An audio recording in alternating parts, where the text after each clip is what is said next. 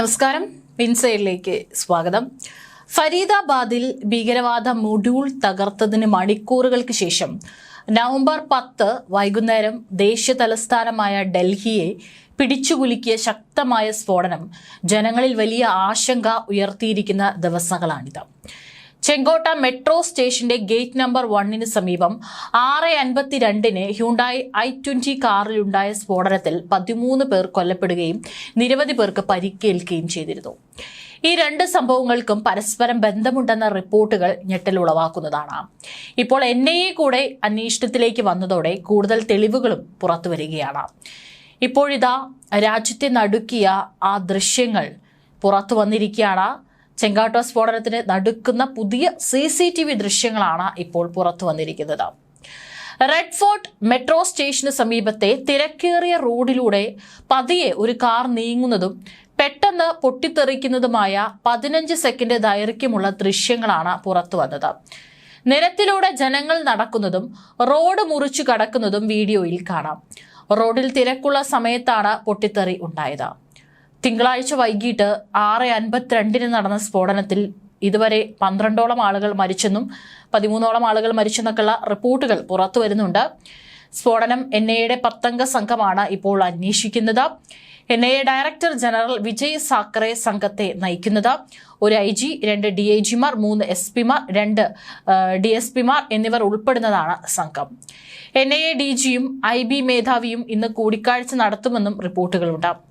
ചെങ്കോട്ടയ്ക്ക് സമീപമുണ്ടായ സ്ഫോടനത്തിൽ ammonium nitrate മാത്രമല്ല ഉയർന്ന സ്ഫോടന നിലവാരമുള്ള വസ്തുക്കളും ഉപയോഗിച്ചിരുന്നതായി ഫോറൻസിക് സംഘം കണ്ടെത്തിയിട്ടുണ്ട്. സംഭവ സ്ഥലത്ത് നിന്ന് ശേഖരിച്ച സ്ഫോടക വസ്തു സാമ്പിളുകളിൽ ഒന്ന് അമോണിയം നൈട്രേറ്റിനേക്കാൾ ശക്തിയേറിയതാണെന്നാണ് നിഗമനം. സ്ഫോടനം നടന്നിടത്ത് നിന്ന് വ്യത്യസ്ത തരം സ്ഫോടക വസ്തുക്കളുടെ സാമ്പിളുകളാണ് ഫോറൻസിക് സംഘം കണ്ടെടുത്തത്. ഫോറൻസിക് സയൻസ് ലബോറട്ടറി സംഘമാണ് സ്ഥലത്ത് പരിശോധന നടത്തിയത്. ഇവ സമഗ്ര ഫോറൻസിക് വിശകലനത്തിനായി അയച്ചു. സ്ഫോടക വസ്തുവിന്റെ സ്വഭാവം ലബോറട്ടറി പരിശോധനയ്ക്ക് ശേഷം സ്ഥിരീകരിക്കും. എല്ലാ സാമ്പിളുകളും FSL ലബോറട്ടറിയിലേക്ക് അയച്ചിട്ടുണ്ട്. സ്ഫോടനത്തിന്റെ സ്വഭാവവും ഉപയോഗിച്ച വസ്തുക്കളും അന്തിമ റിപ്പോർട്ടോടെ വ്യക്തമാകും. അന്തിമ റിപ്പോർട്ട് അടുത്ത ദിവസങ്ങളിൽ ലഭ്യമാകുമെന്നാണ് സൂചന. 2 കാർട്രിഡ്ജുകൾ, ഒരു വെടിയുണ്ട, സ്ഫോടക വസ്തുക്കൾ എന്നിവയുൾപ്പെടെ 40-ലധികം സാമ്പിളുകൾ ഫോറൻസിക് സയൻസ് ലബോറട്ടറി സംഘം സ്ഫോടന സ്ഥലത്ത് നിന്ന് ശേഖരിച്ചിട്ടുണ്ട്.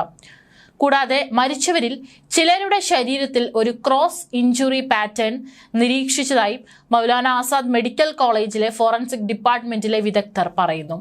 സ്ഫോടനത്തിന്റെ ആഘാതത്തിൽ ആളുകൾ ഭിത്തിയിലോ നിലത്തോ ചെന്നിടിച്ചതിനെയാണ് ക്രോസ് ഇഞ്ചുറി പാറ്റേൺ എന്നത് അർത്ഥമാക്കുന്നത്. ഇത് പലരുടെയും ശരീരത്തിൽ എല്ലുകൾ ഒടിയുന്നതിനും തലയ്ക്ക് പരിക്കേൽക്കുന്നതിനും കാരണമായെന്നും വിദഗ്ധർ പറഞ്ഞു. സ്ഫോടനത്തിൽ ഇരയായ ചിലരുടെ ശ്വാസകോശം, ചെവി, വയറ് എന്നിവിടങ്ങളിലും കേടുപാടുകൾ സംഭവിച്ചതിന്റെ ലക്ഷണങ്ങൾ ഉണ്ടായിരുന്നു. ഇത് സ്ഫോടനം വളരെ അടുത്താണ് നടന്നതെന്നും സൂചിപ്പിക്കുന്നു. മൃതദേഹങ്ങളിലോ വസ്ത്രങ്ങളിലോ പരമ്പരാഗത സ്ഫോടക വസ്തുക്കളുടെ അംശം കണ്ടെത്തിയില്ല. സ്ഫോടനത്തിന് പുതിയതോ പരിഷ്കരിച്ചതോ ആയ സ്ഫോടക വസ്തു ഉപയോഗിച്ചിരിക്കാമെന്ന പ്രാഥമിക അന്വേഷണങ്ങൾ സൂചിപ്പിക്കുന്നു. അതേസമയം ഭീകരാക്രമണത്തെക്കുറിച്ചുള്ള അന്വേഷണം അതിവേഗം പുരോഗമിക്കുകയാണ്. കാർ സ്ഫോടനം സാധാരണ ചാവേർ സ്ഫോടനമായിരുന്നില്ലെന്നും മറിച്ച് പരിഭ്രാന്തിയിലായ പ്രതി സ്ഫോടനം നടത്തുകയായിരുന്നുവെന്നും പ്രാഥമിക കണ്ടെത്തലുകൾ സൂചിപ്പിക്കുന്നു. സുരക്ഷാ ഏജൻസികൾ ഭീകര ശൃംഖലകളുമായി ബന്ധമുള്ള 1-ലധികം സ്ഥലങ്ങളിൽ റെയ്ഡുകൾ നടത്തുകയും ഫരീദാബാദ്, സഹാറൻപൂർ, പുൽവാമ, മറ്റു പ്രദേശങ്ങൾ എന്നിവിടങ്ങളിൽ നിന്ന് വലിയ അളവിൽ സ്ഫോടക വസ്തുക്കൾ കണ്ടെടുക്കുകയും ചെയ്തിട്ടുണ്ട്. സമ്മർദ്ദം മൂലം പ്രതി തിടുക്കത്തിൽ പ്രവർത്തിച്ചുവെന്നാണ് അന്വേഷണ ഉദ്യോഗസ്ഥർ കരുതുന്നത്.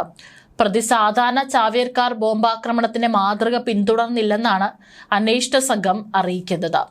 പരമാവധി നാശനഷ്ടമുണ്ടാക്കാൻ ലക്ഷ്യമിടുന്ന ചാവേറുകളുടെ സാധാരണ പ്രവർത്തന രീതി ചെങ്കോട്ടയ്ക്ക് സമീപമുണ്ടായ സ്ഫോടനത്തിൽ ഉണ്ടായിരുന്നില്ലെന്നാണ് അന്വേഷണ സംഘം വ്യക്തമാക്കുന്നത്.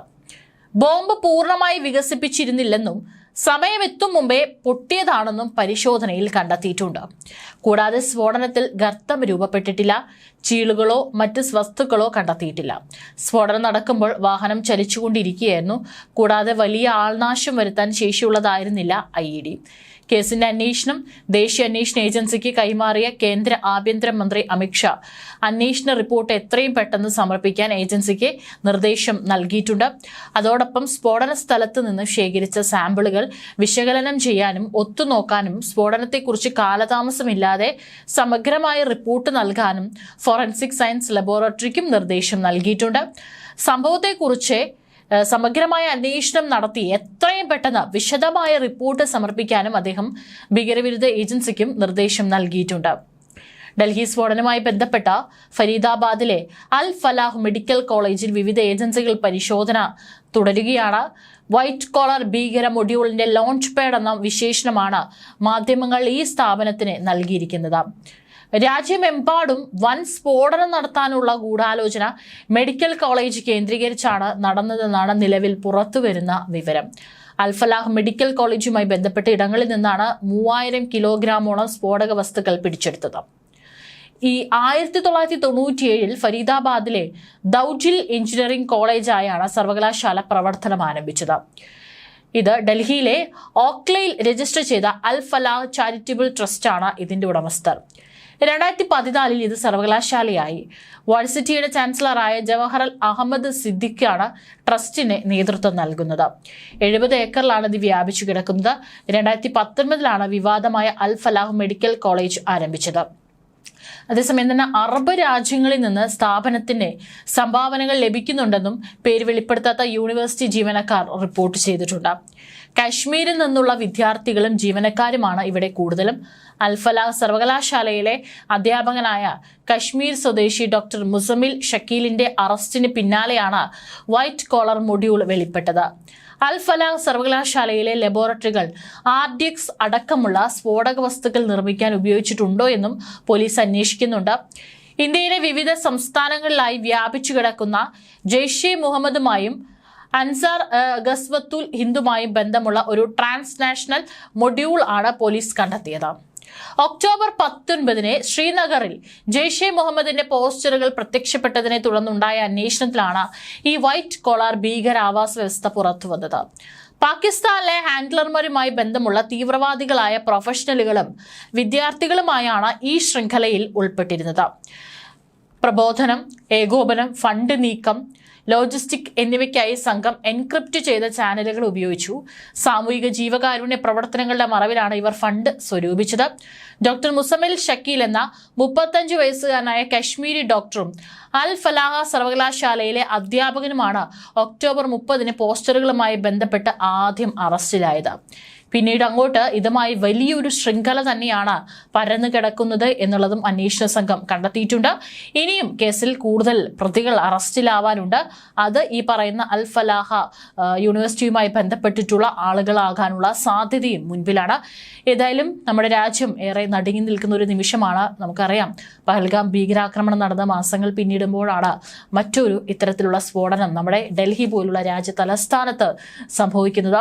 തീർച്ചയായിട്ടും വളരെ വേഗത്തിൽ തന്നെ പ്രതികളിലേക്ക് എത്താനുള്ള നീക്കമാണ് കേന്ദ്ര അന്വേഷണ ഏജൻസികളൊക്കെ തന്നെ നടത്തിക്കൊണ്ടിരിക്കുന്നത്. ഇനിയൊരു സ്ഫോടനം ഉണ്ടാകരുതെന്ന് തന്നെയാണ് നമ്മുടെ രാജ്യം ആഗ്രഹിക്കുന്നത്. അതുകൊണ്ട് തന്നെ പ്രതികളുടെ ഈ ഒരു ശൃംഖലയെ മുറിക്കാൻ നമ്മുടെ അന്വേഷണ ഏജൻസികൾക്ക് സാധിക്കട്ടെ എന്ന് നമുക്ക് പ്രതീക്ഷിക്കാം.